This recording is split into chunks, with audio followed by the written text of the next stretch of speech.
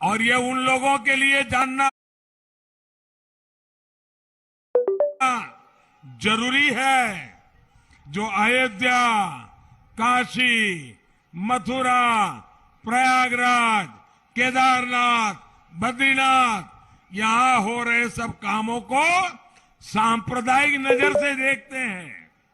साथियों, अगर मैं कोरोना से पहले की बात करूं तो 2 साल पहले 2019 में मुस्लिमों के पवित्र स्थान मक्का में 2 करोड़ से ज्यादा लोग हज करने लिए, उम्रा करने के लिए गए थे।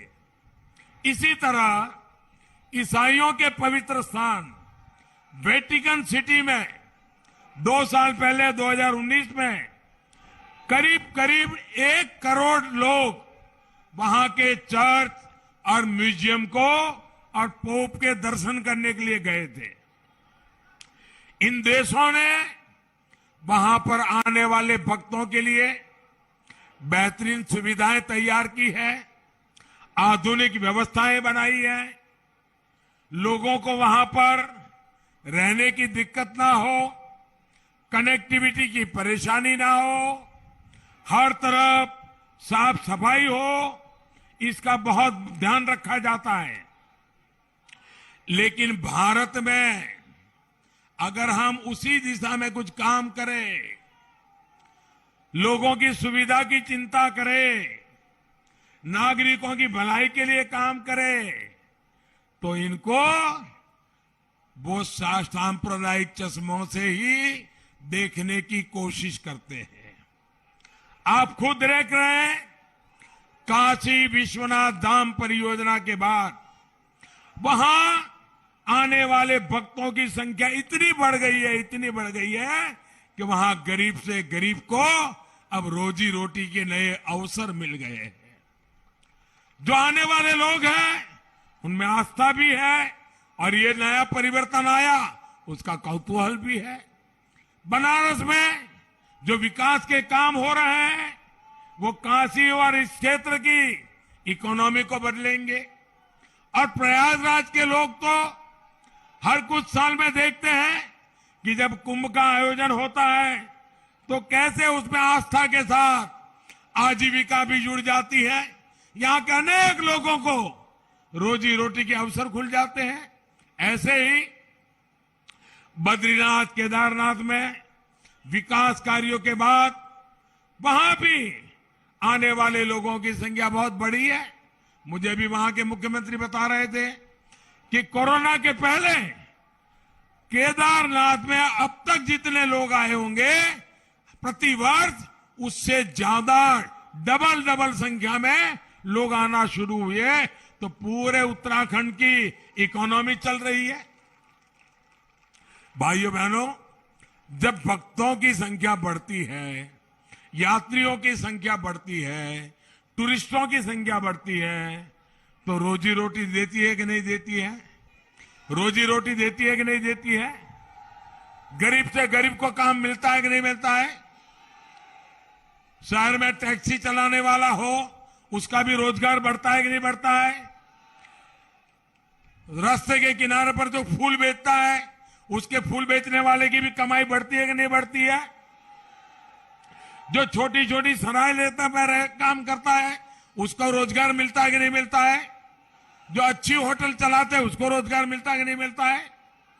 भाइयों बहनों, जब यात्रियों की संख्या बढ़ती है तो वहां की पूरी रोजी रोटी तेज गति से बढ़ती है। हम जो काम कर रहे हैं पूरा हिंदुस्तान अब उस तरफ आने वाला है और ये सारे स्थान आर्थिक गतिविधि का बहुत बड़ा केंद्र बनने वाला है। और इसलिए हमारी सरकार कनेक्टिविटी पर बहुत जोर दे रही है। और मुझे बताया गया है कि 3 साल के भीतर ही ये जो हमारा प्रयागराज एयरपोर्ट अभी बना, और हमें कम समय में बनाया, समय से पहले बना दिया। प्रयागराज एयरपोर्ट में 10 लाख से ज्यादा यात्रियों की आवाजाही हो चुकी है भाइयों। लखनऊ और वाराणसी के बाद आज प्रदेश में ये आंकड़ा छूने वाला प्रयागराज हमारा तीसरा एयरपोर्ट बन गया है। साथियों, बात एयरवे कनेक्टिविटी की हो, हाईवे कनेक्टिविटी की हो, वाटरवे कनेक्टिविटी हो या रेलवे कनेक्टिविटी की हो, हम उत्तर प्रदेश के हर हिस्से को जोड़ना चाहते हैं। योगी जी की सरकार इसलिए ही यूपी में आधुनिक एक्सप्रेसवे बनवा रही है, नए एयरपोर्ट्स बनवा रही है। इन विकास कार्यों की गति ना रुके, इसके लिए डबल इंजन की सरकार बननी जरूरी है। और इसलिए आपको बीजेपी को जिताना है, इसलिए आपको अपना दल के हमारे उम्मीदवारों को जिताना है, इसलिए आपको निषाद पार्टी के हमारे उम्मीदवारों को जिताना है। और भूलना नहीं है, पहले मतदान, उसके बाद दूसरा काम। साथियों, मुझे बताइए, ऐसा तो नहीं होगा ना, इतनी बड़ी रैली हो गई, संजय जी का मार्गदर्शन मिल गया, अनुप्रिया जी का मार्गदर्शन मिल गया, मोदी जी भी आ गए, अरे अब तो जीत जाएंगे, सो जाओ, अब सो जाओ। ऐसा नहीं करोगे ना, नहीं करोगे ना, घर घर जाओगे, घर घर जाओगे, घर घर जाओगे, जरा हाथ ऊपर करके बताइए, घर घर जाओगे, मतदाताओं से मिलोगे।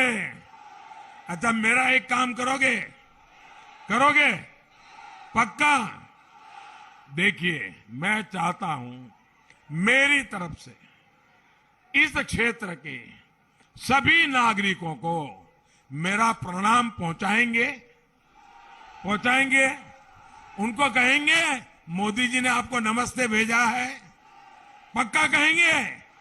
देखिए, आप जब उनको कहेंगे ना कि मोदी जी ने आपको प्रणाम भेजा है, ये बात जब पहुंचेगी ना, मुझे बहुत आनंद होगा भाइयों, बहुत आनंद होगा।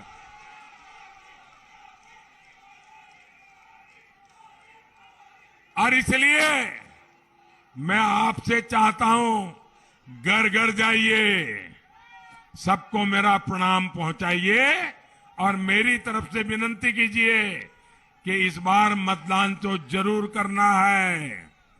भाजपा, अपना दल और निषाद पार्टी को भारी बहुमत से जिताना है। सभी उम्मीदवारों से, संजय जी से, अनुप्रिया जी से आग्रह है, जरा आगे आ जाए, मेरे साथ बोलिए, भारत माता की, भारत माता की, भारत माता की। बहुत बहुत धन्यवाद। नरेंद्र मोदी जी जिंदाबाद, भारत माता की, भारत माता की। श्री नरेंद्र मोदी जिंदाबाद, श्री नरेंद्र मोदी जिंदाबाद।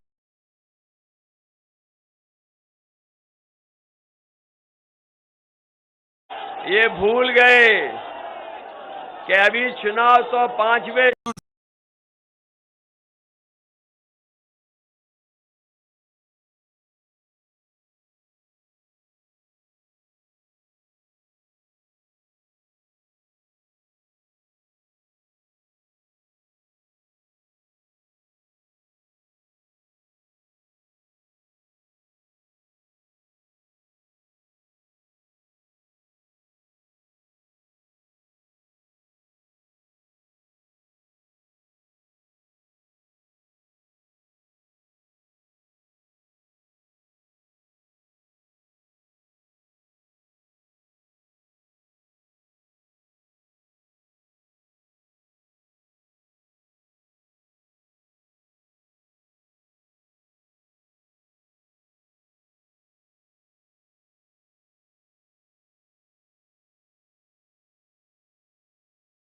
भारतीय जनता पार्टी प्रयागराज महानगर केवल और केवल उनको आप सुनना चाहते हैं। माननीय प्रधानमंत्री जी को देश असीम प्यार